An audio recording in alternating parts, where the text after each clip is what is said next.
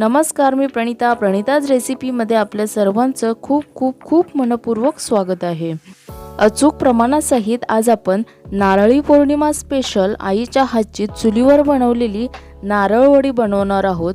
नारळवडीला नारळ बर्फी, नारळाची काप, साखरेची काप अशी बरीच नावं आहेत। तर आज आपण अगदी पारंपरिक पद्धतीने पूर्वीच्या काळामध्ये जशी नारळवडी बनवली जायची त्या पद्धतीने आज आपण बनवणार आहोत। चला तर मग पटकन रेसिपीला सुरुवात करूया।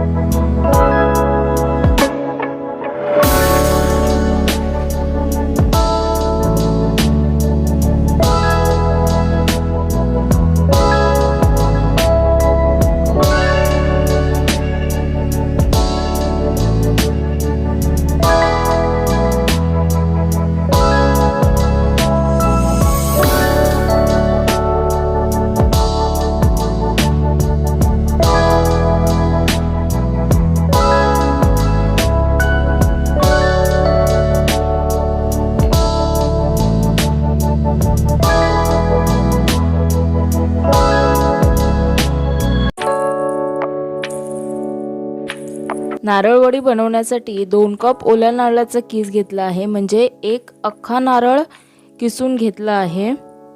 हलकसं असं टोपामध्ये परतून घ्यायचं आहे।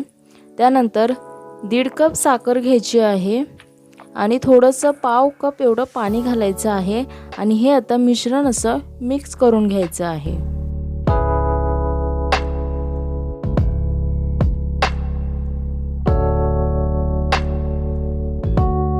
मिश्रण इथे मिक्स करून झालेलं आहे।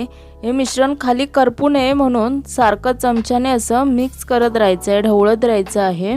साखर वितळायला सुरुवात झालेली आहे, बघू शकता।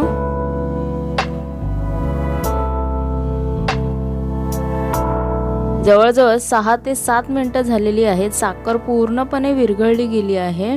आता चमच्याने असं सारखं ढवळत राहायचं आहे, नाहीतर खाली चिपकू शकतो। साखरेचा पाक आता घट्ट होत आलेला आहे, बघू शकता। या स्टेजला पूर्णपणे गॅसवर करत असाल तर मंद गॅस करायचा आहे। मी ते चुलीवर करते, तुम्ही बघू शकता अजिबात आग नाहीये, थोडीशी मंद आग पेटते आहे। 2 ते 3 मिनिटांनंतर बघा मिश्रण आपलं तयार झालं आहे नारळवडी बनवण्यासाठी। ते वेलची पावडर अर्धा चमचा टाकायचा आहे आणि बारीक रवा 2 चमचे टाकायचा आहे। जो लाडूसाठी रवा आपण वापरतो तो इथे 2 चमचे रवा टाकायचा आहे। पटकन मिक्स करायचं आहे अर्धा मिनिटभर। हे मिश्रण सतत ढवळत राहायचं आहे, खाली चिपकायला द्यायचं नाही। खाली जरासं जरी चिपकलं तरी करपू शकतं। एकदम रेडी झालेलं आहे आपलं मिश्रण। आता हे मिश्रण प्लेटवर काढून घेऊया। मगाशी जे आपण प्लेटला तेल लावलं होतं त्या प्लेटवर काढून घ्यायचं आहे। प्लेटवर तेल लावल्यामुळे खाली असं चिपकणार नाही, सहजपणे आपली नारळवडी उचलता येईल आपल्याला। आता हे मगाशी आपण जे तेल लावून घेतलं होतं केळीच्या पानाला त्याने असं प्रेस करून घ्यायचं आहे, पसरवून घ्यायचं आहे, बघू शकता। आणि हे मिश्रण जेव्हा गरम असतं त्याच वेळी हे पटापट करायचं आहे। इथे वेळ अजिबात घालवायचा नाही आहे। गरम गरम असतानाच पसरवून घ्यायचं, असं प्रेस करून घ्यायचं, त्याला जो आकार द्यायचा आहे तो देऊन घ्यायचा आहे।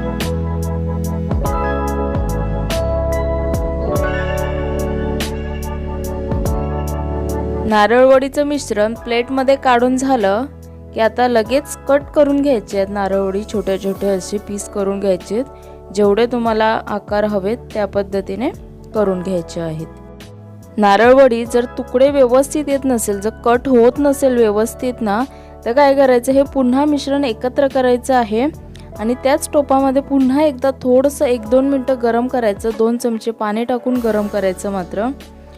मग पुन्हा सेम प्रोसेस करायची आहे। तेल लावून घ्यायचं आहे प्लेटला, त्यावर असं पुन्हा सेम प्रोसेस करून घ्यायची आहे। बघू शकता मस्त आपली नारळवडी तयार झालेली आहे, अखंड उचलली जाते आहे। वा क्या बात आहे। अशी ही नारळवडी खूप अप्रतिम लागते, खूप मस्त अशी चवीची होते, खुसखुशीत होते। ही मेन म्हणजे याची थिकनेस बघू शकता। थिकनेस तुम्ही छोटी मोठी तुमच्या आवडीनुसार ठेवू शकता।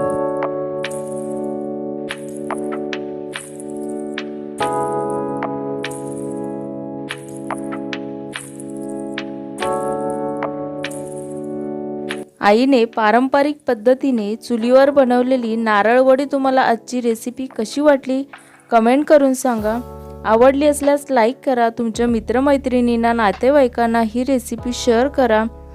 त्याचबरोबर प्रणिताज रेसिपीला अजून जर सबस्क्राईब केलं नसेल तर पटकन सबस्क्राईब करा आणि बाजूला दिलेल्या बेल आयकॉनवरही क्लिक करा, म्हणजे काय होईल, मी नवीन रेसिपी अपलोड केल्यावर तुम्हाला नोटिफिकेशन येईल। नारळवडीसाठी लागणारे साहित्य आणि त्याचे अचूक प्रमाण मी खाली डिस्क्रिप्शन बॉक्समध्ये दिलेले आहे, तुम्ही नक्की जाऊन बघू शकता। तर पुन्हा अशाच नवीन रेसिपी सोबत भेटूयात, तोपर्यंत धन्यवाद।